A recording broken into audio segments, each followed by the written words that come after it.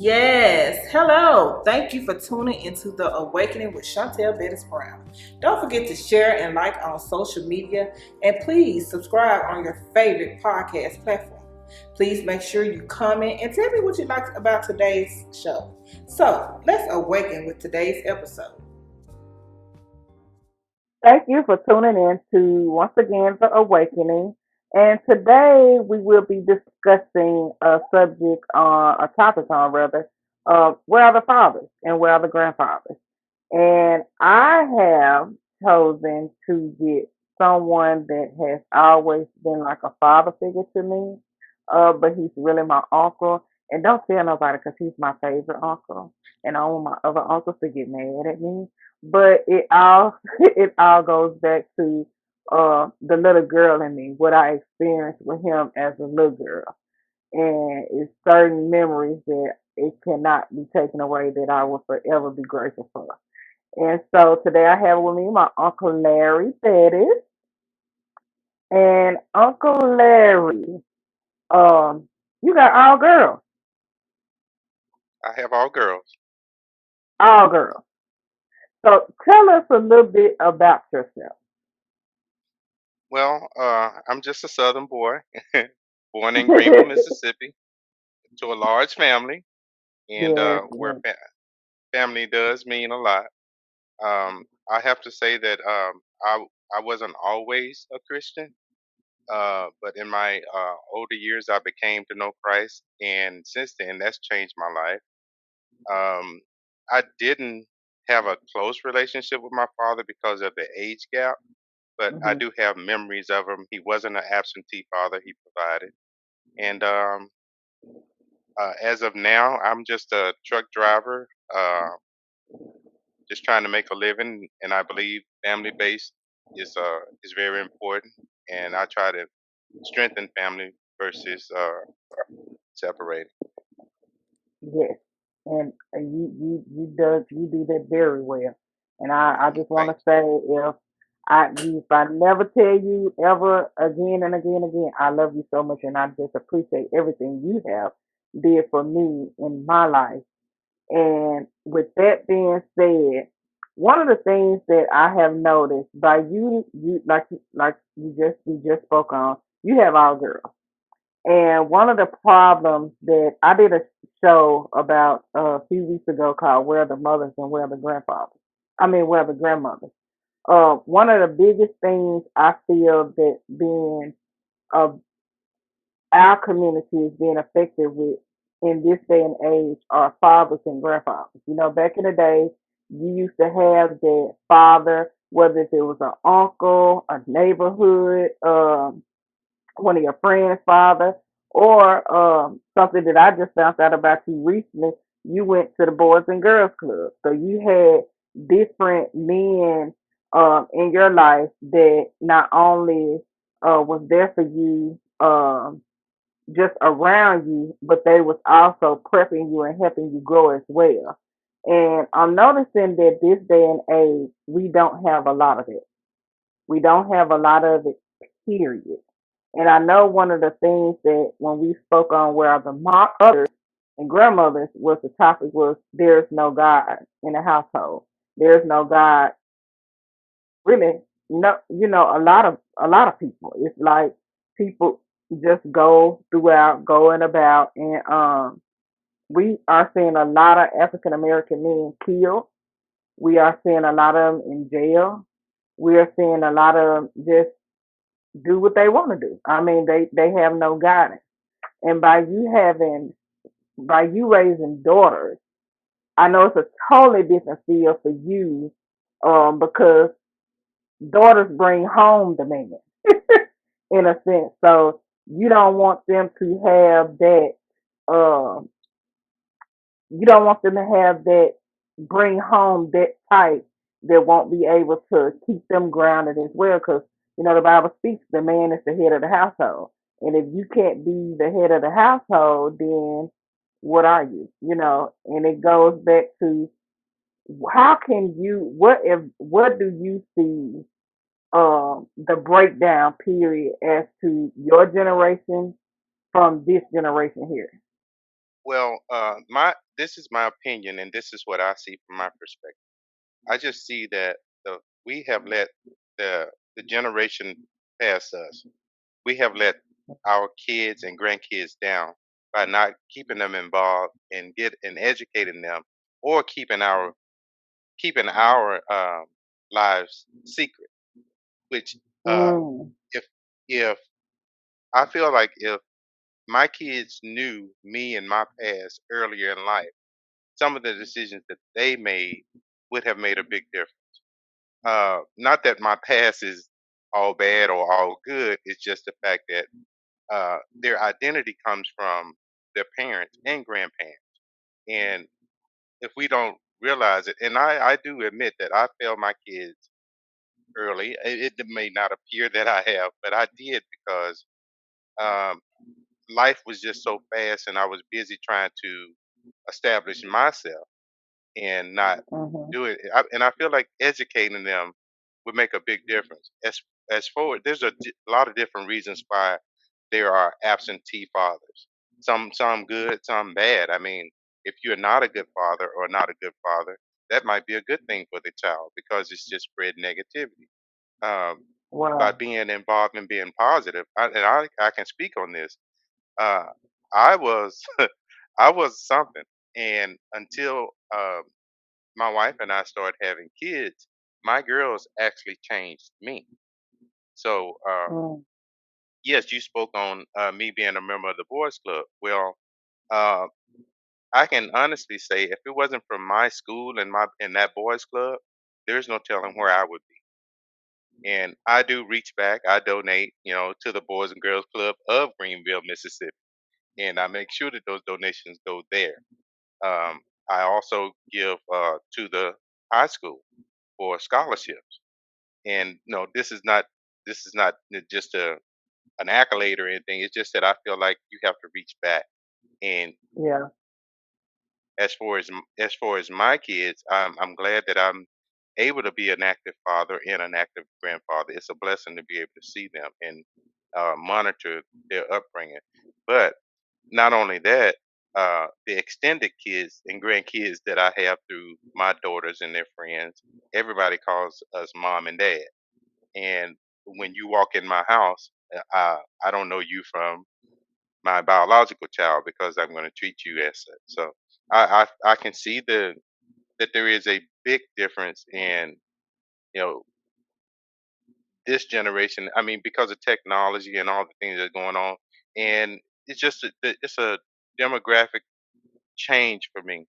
And you do have to go through those phases of growing up. Mm. Uh, there's four stages of growing up, and when you get into your 20s, you're not grown. Your age doesn't make you grown. When you get out there and you experience things and get involved in society, there's a big your life goes in four different directions because you're trying to be a provider, you're trying to be a father, you're trying to be a husband, and those things, you really haven't found yourself to you. I'll say when you get 35, 40, you're starting to get established, and then you can start seeing how you're seeing things from a different perspective. But Yeah. it's also like a flower, you develop. And that's good that you say that. And one of the another thing that you said about like our my grandfather, he wasn't basically there, but he was a provider. And you have so many kids, boys these days that doesn't understand the fact of um being a provider is a key, but it's also you got to be able to balance. One of the things that I hear people say, "Oh yeah, you pay child support, or you paid child support, or you did this, or you did," but you wasn't there. And so, um, you have this. Is it about the money, or is it basically about the time? And some parents, some men, don't know how to balance their time because they never was taught. So, coming from a man's perspective, coming from you, can you just shed some light on being, because like you say, you're a truck driver, so you work, But I also know that you make time for your family and just Absolutely. balancing it, and you don't see Yeah. that.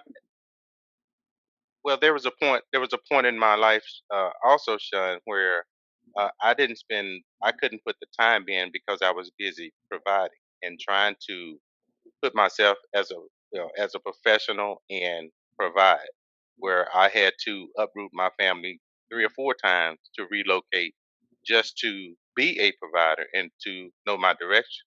I don't have a college degree, and that's not a downside because all of the things that I did do, I wouldn't be where I am now. And so it's not about the money. If I could go back and change anything that I would have done, I would not have traveled and uprooted my family so many times. But once I found who I was and my identity, then I knew I couldn't do it anymore.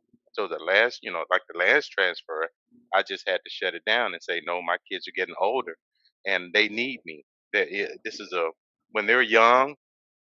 Basically, my wife, I attribute my wife to uh, a lot of the development of my girl because she's always been there, and that's a decision that you have to make if you're going to be a two-parent working household. If you're going to be a one, money is not everything.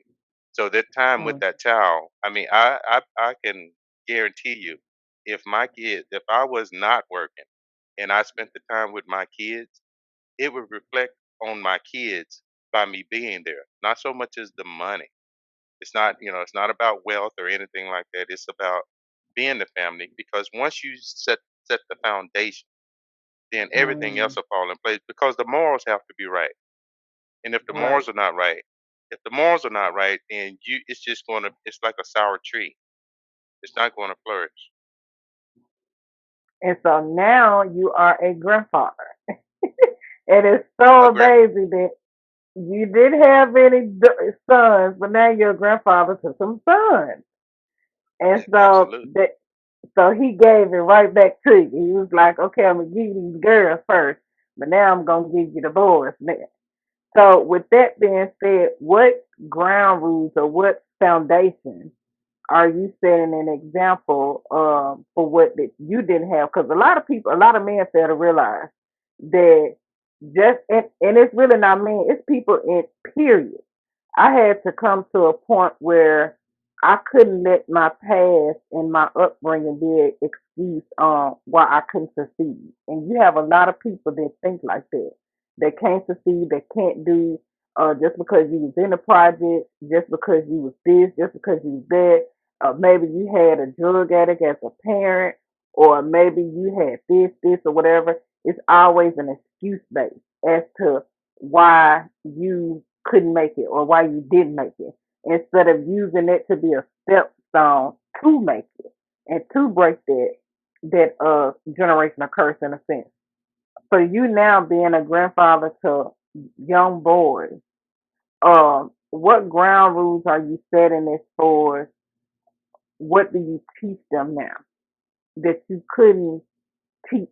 Well, you couldn't teach the girls because the girls, majority of the time, girls need that, like you say, they needed a lot of attention from their mother when you're dealing with girls. But what ground rules are you able to set now so your grandson can be king? Well, foremost, I'm gonna go back. I'm gonna back up a little bit and just say, Sean, uh, it was a blessing to have girls at the Yes. age that I had girls because I wouldn't have been a good father to boys. And I don't know if I can Mm, explain that. Uh, that's if true, though. if I would have been, I would not have been a good father or an example to boys as I was with girls. It's just something about girls that captures a father's heart. As far as boys, I probably would have been a bad father for the example that I would have set at that time. But God knew that I wasn't ready for boys. And when it came down to the next generation of boys, I was established and I was, was ready for it. So the pattern that I set for my uh, grandkids is they see a father figure, uh, a religious man, a provider, a person that protects his family, provides shelter, all of that. So that's what they see now, and that's the president as far as being organized, putting yourself together, and building generational wealth. So see, now that's my progression of life. I wasn't thinking at that time that way, but now that I'm older, it just sets the past of set the past so they will have a equal chance and not make excuses in life. Because when I was younger, Sean, I've been on my own for a long Long time. I time. can say Long 13, time. Yeah, 14, 13, 14. And my first job as a janitor taught me taught me responsibility. Uh, and that just helps. So going out there and making it happen is my DNA. I can do that. I've never blamed anybody for my shortcomings. I take responsibility for anything that have gone wrong in my life. That's been on me. I don't look to blame anybody, or especially my parents or my grandparents. They dealt with their situation at their time, and at our time, we have to deal with it, and we have to learn from it and go forward. So, that's so good. yeah, I feel like I've been a mentor. I feel like I've been a father figure. I try to be a good example, and I try to treat people the way that I want to be treated. That's a good and a bad. Uh, um, but because I always ask myself, what if I was, what if I would treat people the way they treated me? Right. That's just not me. Right. I always say, just give everybody the benefit of the doubt and treat them the way you want to be treated. It's not about me. It's really not. And that's a good trait. That's a good trait to teach them. And I'm happy um you said what you said as far as your timing of having boys versus girls. Because in all honesty, that's a honest that's your honesty. And some people, some men are that I do speak with regarding uh, going back or getting a, because at the same time you have two different ways to look at it in a sense this day and age. You have some men that don't have kids and they be, like you say, when kids come in your house, you treat them like they yours as well. But now you got it too where you have some that really just don't want to deal with kids. The issues that's going on or helping going back reaching and helping the boys, the young boys that don't have a father figure and not telling them their truth and not telling them, because it comes to a point where I was telling prime example, we was having this conversation, me and some friends about how the father treats the boys different from the girls. Like you would want the boys to do certain things, but you wouldn't let the girls do certain things. It's it was a gap. One of the young ladies, she was like, um, I always got mad at my daddy because he would let my brother do stuff and but he was really looking out for her well being. And so when you said it wasn't your time or, you had to, you didn't, that was the way that some of us women should look at it as well that's raising boys and raising kids, period. Because there's a time when a man can only give so much. And until he grow into, like you said, Christ, or grow into and grow up, they don't know the difference. The teaching of it is different. That's you give passes to boys because okay, he got this many girlfriends. Yeah, yeah, yeah, yeah, yeah.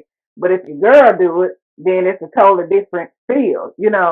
When you raising kids in this day and age. But for all the young men that when that's coming up nowadays that don't have a father figure, and stuff like you were saying. It's an excuse. You know, you never use it as an excuse. And how can you teach, or how can you break it down to another young man that's listening, and just not only just say it and from your perspective, but give him encouragement to not let it bother him down, or not let it get him to the point where he feel like I can't accomplish nothing, or I can't do nothing. Because looking at you, from like you say, you had a past. I don't know it, and I'm happy I don't. But in a sense, I never seen nothing different. You always been that provider. You always been that father figure, and now that you're a grandfather, you just for me, you're the perfect example of what a man should be. And Well, I so, appreciate you. how can you help the next father or the next grandfather? Because nowadays, grandfathers don't even know their grandkids. Yeah, what I would tell a young man today is what helped me was putting everything in order. Number one, your finances. You have to get yourself on the job and be a provider. And until a young man is secure about his finances, he doesn't feel good about. He's not self confident. You have to be self confident from the Mm, begin from the beginning. And if you can't be a provider to your family, it kind of makes you feel embarrassed, degrading, belittled, all of those things. Okay, um, that's number one. When you can provide for yourself, then that's the time that you want to share with a young lady. But build yourself up first before you can get to that point. Okay, hindsight, if you've already have kids and you have to do it, it's not too late. right. Spend time in developing your seed, because that is your seed, and that's going to be your legacy that you leave behind, and Mm-hmm. you are the one that puts that person on the right track. If they go off the track, then as long as you've done what you're supposed to do, then you're not in control of that. The other thing is, be involved and don't close yourself out to everybody else, because we got away from the generation of everybody. It takes a village to raise a child. Yes, we did. Okay. Uh, we've gotten to the point now that we don't want anybody to say anything to our kids and this and that.